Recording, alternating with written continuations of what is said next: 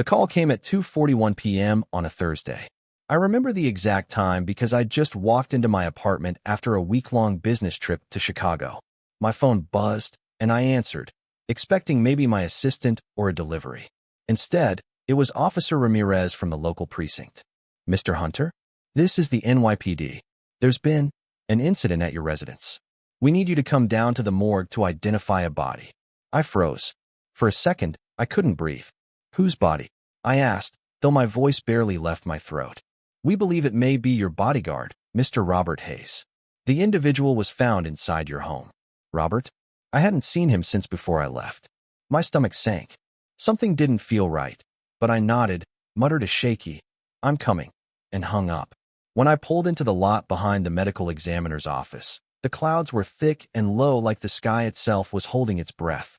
I walked in, signed a clipboard, and was led down a sterile hallway. The metallic scent of antiseptic burned my nostrils. They brought me into the cold room.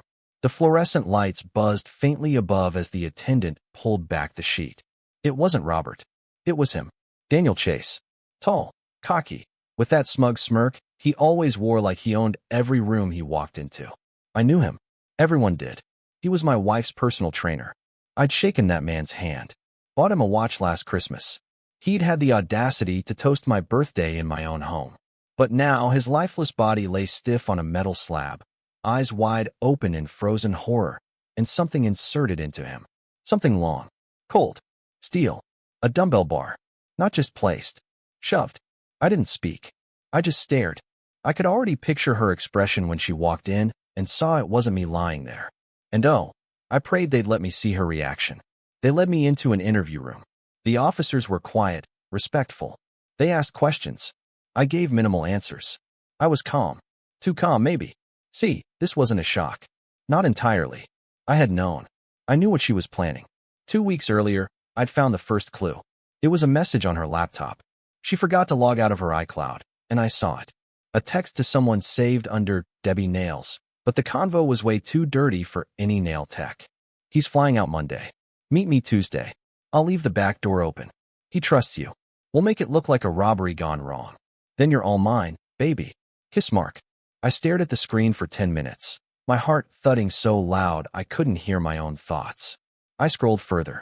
Dozens of pictures. My wife, Sabrina, in lingerie, in the kitchen, on our bed. Her smirking. Him grinning. My face, in one of them, taped to the mirror like some sick joke. I didn't cry. I didn't yell. I copied every message, every image, every filthy plan onto a USB stick and put it in the safe under my office desk. And then, I waited. Before I left for Chicago, I set up the cameras. Not the cheap ones you buy at Best Buy. I called in a favor from a guy I met in DC, surveillance grade, undetectable, motion-activated, infrared. Every room, every angle. And I left Robert behind. My trip wasn't real. I stayed in a hotel nearby and watched. And what I saw, they didn't just meet up. They celebrated. They toasted with champagne. She danced in her silk robe to some 90s R&B like it was her coronation night. And then he arrived. Mr. Daniel Chase. They laughed. They touched. They disappeared into my bedroom. 2 hours later, they were passed out, bodies tangled like a pile of dirty laundry. That's when I entered. They don't know it yet. At the morgue, at the station, on the news, they still think I wasn't there. That I returned too late. They don't know I saw her whisper to him, drunk and half-naked. He's so dumb. He'll never know. By next month, he's gone. You get the insurance. I get the house. Win-win. They don't know what I did after that. When I slid into my duffel bag. What I whispered into Daniel's ear before he took his last breath. What message I left scrawled on the bathroom mirror with Sabrina's favorite lipstick. But she would. Very soon. Because when she walks in to ID my body, thinking she's finally free, she'll see him. And that will be the beginning of my revenge. She walked into the morgue like she was stepping onto a red carpet. Hair curled. Designer sunglasses. No tears. No panic. Just a carefully rehearsed look of grief. I watched through the one-way glass. She had no idea I was alive.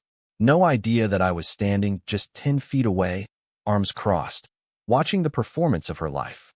"Ma'am," the officer said gently, "we need you to confirm the identity."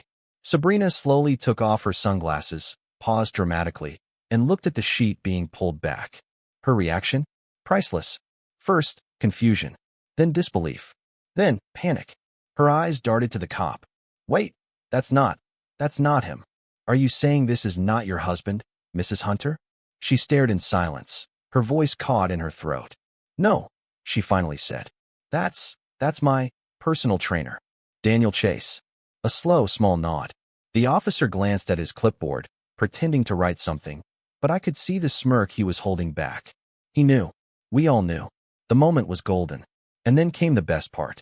Mrs. Hunter, the detective said, folding his arms. We have a few more questions about how Mr. Chase ended up dead in your home. Perhaps you can explain why your husband's life insurance policy was recently changed, naming you as the sole beneficiary for a payout of $2.5 million. Sabrina's face turned from pale to white. Her lips trembled. She opened her mouth to speak, but nothing came out. They escorted her into an interrogation room, and that's when I stepped out from behind the glass. Her eyes met mine as I walked past the hallway window. For a split second, she thought she was seeing a ghost. But I smiled. Just a little. Enough to send a chill down her spine. Let me take you back for a second. Before the cops. Before the body. The night I entered the house, she and Daniel were already asleep. Half a bottle of champagne spilled on the white rug. Their clothes, my wife's red dress, his jeans, scattered like broken promises on the floor. I could have killed them both right there. But I wasn't going to give her the satisfaction of a messy ending. No, I wanted her to suffer. To feel every ounce of betrayal I had felt for the last 6 months. So I waited. In the shadows. Watched. Thought. And then Daniel woke up. He stumbled into the kitchen, half naked, still drunk. He didn't see me at first. I grabbed a kitchen knife, just in case, but I didn't need it. I just said one word. Boo. He turned. His face dropped. Jason. What the? But he didn't get to finish. I slammed the drawer shut. Sit down, I ordered. Or I swear to God, you'll leave this world with a knife in your spine and your pants around your ankles. He sat, and I laid it all out. Every message, every photo, every plan they'd cooked up like a twisted soap opera. I know everything, Daniel. The fake robbery. The insurance. Her little dream vacation once I was gone. You thought you were clever. He didn't speak. Just stared. Sweating. I opened my bag. Took out the dumbbell rod. Set it on the table. You want to play games in my house, with my wife in my bed? His hands trembled. Listen, man, it was her idea. Doesn't matter, I said. You still played along. Now play your final role. His scream never made it out of the house. The cameras got it all. And the lipstick message I left? Just 3 words. I was here. Because I wanted her to know. This wasn't just karma. This was me. She sat across from Detective Morales, fidgeting with her bracelet like that was going to save her. Her perfectly painted nails tapped against the metal table in a rhythm that screamed guilt. I watched from the other side of the glass again, arms folded, breathing slow. She looked like she was about to puke, but still tried to keep that fake innocence on her face. Classic Sabrina, lying until the last breath. So let me get this straight, Morales said, calm but direct. Your husband was supposed to be out of town, and your lover ends up murdered in your house. On your bed, no less. And you just happened to be at a spa across town when it happened. Sabrina smirked. Coincidences happen, detective. Morales leaned forward. You're wearing the same perfume he was smothered with. That wiped the smile off her face. Then he dropped the bomb. We have footage, Sabrina. Dozens of hours. Inside the house. Motion activated. High resolution. Want to know the best part? She didn't answer. Morales clicked a remote. A flat screen came to life behind him. And there she was, on camera, 2 nights before Daniel's death, straddling him on my couch, whispering, by next week, he's gone. And we'll be rich, baby. Her mouth opened, then closed like a fish yanked out of water. No words, just panic. She turned red, then pale, then green. Care to explain that? Morales asked. I was drunk, she whispered. I didn't mean it. We were role-playing. Oh, role-playing? Planning your husband's murder is just a little spicy fantasy. She was cracking. Hard. I didn't do anything, she snapped, slamming her hands on the table. He's alive, isn't he? Bingo. Morales raised an eyebrow. Excuse me. I mean, I assumed he made it out of town safely. I meant if something had happened, I would've. He interrupted. But nobody said Jason was dead, Mrs. Hunter. Silence. Her mouth opened again. Nothing came out. You knew he wasn't the one on that table. She looked around like she was trying to find the exit signs with her eyes. I want a lawyer. Morales smiled. I think that's a good idea. That same day, I watched her get dragged out of the room in cuffs. Still fighting. Still playing the victim. I'm innocent, she screamed. Jason set me up? That psycho framed me. I didn't kill Daniel. Technically, she didn't. But she was just as guilty. Guilty of planning it. Of celebrating the idea of me being gone. Of turning our marriage into a business transaction with a payout. Back in the squad room, Morales turned to me and said, she's gonna fry. Maybe not for murder, but conspiracy, attempted insurance fraud, obstruction. She's done. I didn't answer. Just nodded slowly, still numb. The weight of everything wasn't just hitting her. It was crushing me too. And I hadn't even started grieving yet. Not for a death, but for a decade of love that turned out to be a damn lie. I stepped outside into the cold air, finally letting myself feel something. And it came like a flood. All the nights I'd worked late to build a future for us. All the sacrifices. The anniversaries. The times I ignored the way she'd pull away when I tried to hold her hand. The way she'd flinch when I said, I love you. I thought I was crazy. Turns out I was just married to a lunatic. That night, I went back home.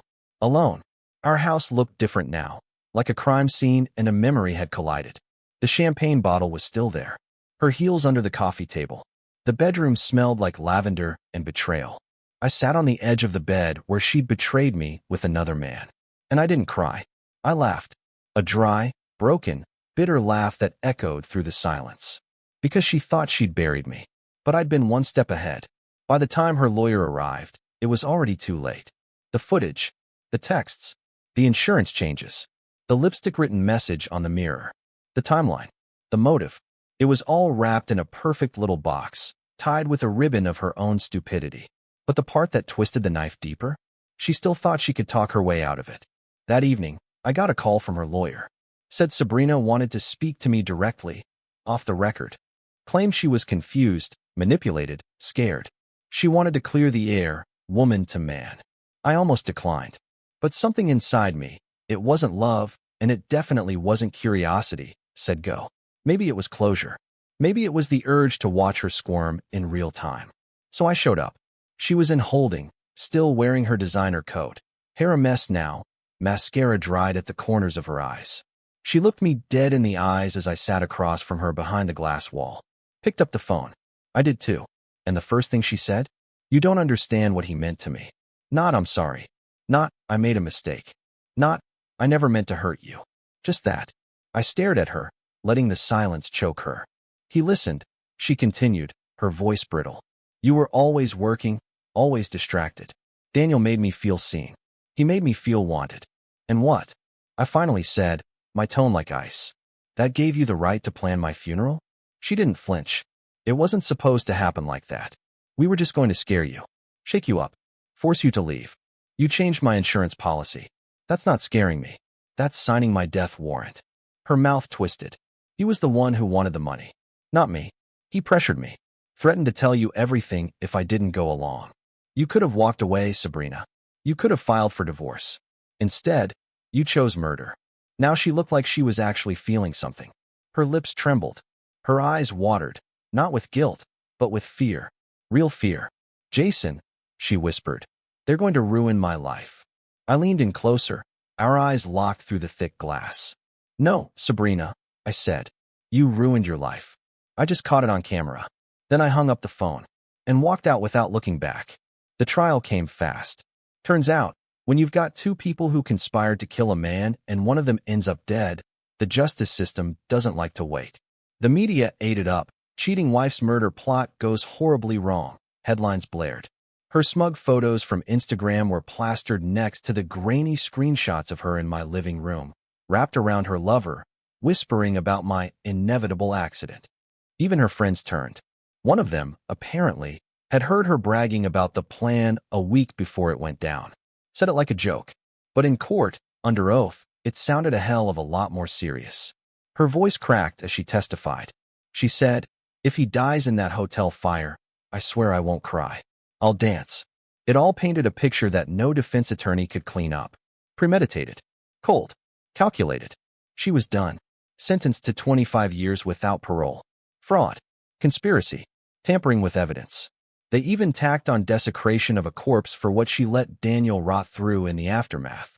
When the gavel slammed down, I didn't cheer, didn't cry.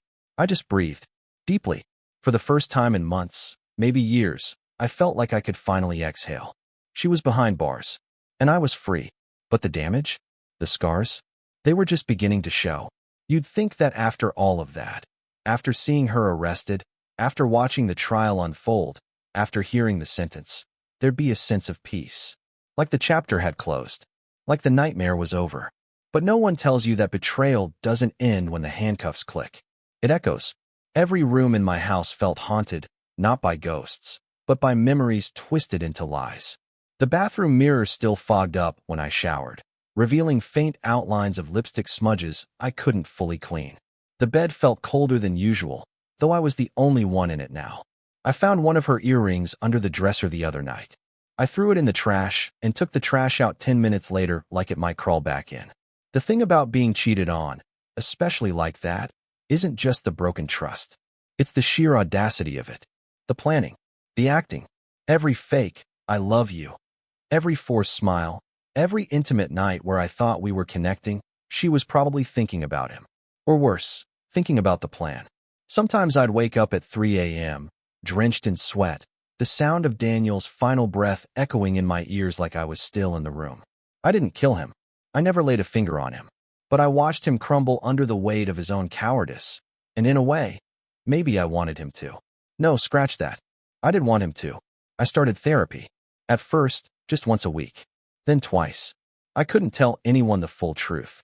Not about the cameras. Not about the message. Not about what I whispered to Daniel when he begged me to let him leave. Leave? You already did that when you stepped into my bed with my wife.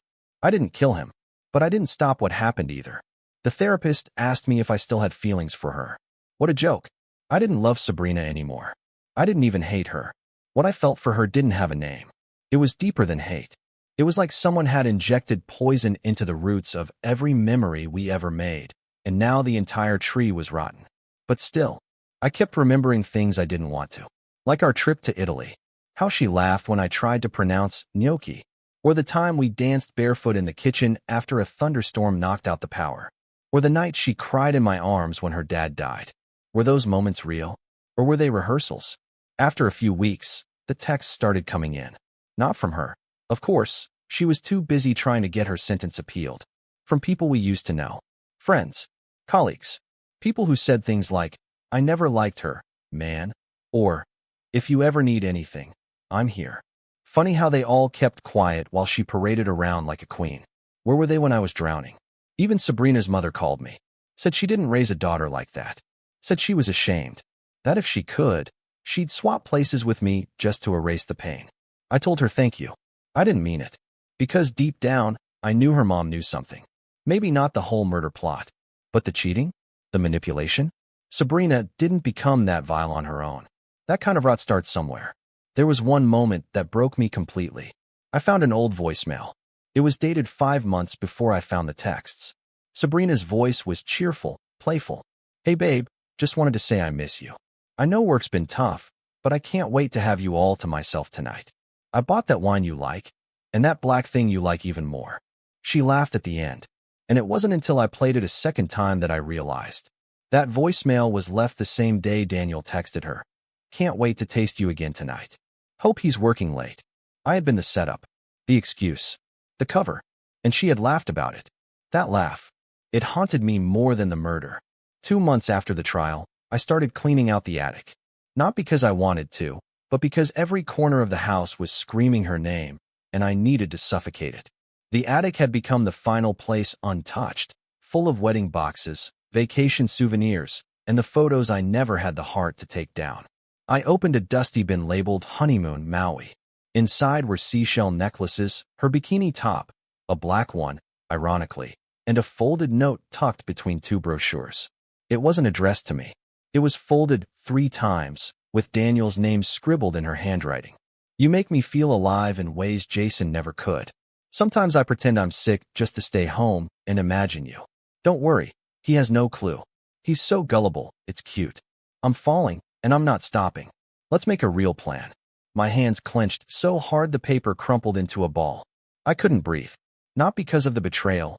I already knew that. But because this was months before I ever saw the first text. She'd been cheating for over a year. Maybe 2. How long had I been living with a stranger? And how the hell did I not notice? That night, I didn't sleep. I sat in the living room, lights off, whiskey in hand, staring at the wedding portrait above the fireplace. Her smile was fake. I could see it now.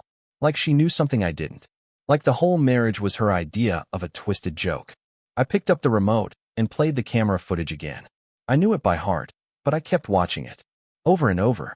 Her voice. Her laugh. Her promises to Daniel that I'd be gone soon. And then the moment that haunted me most.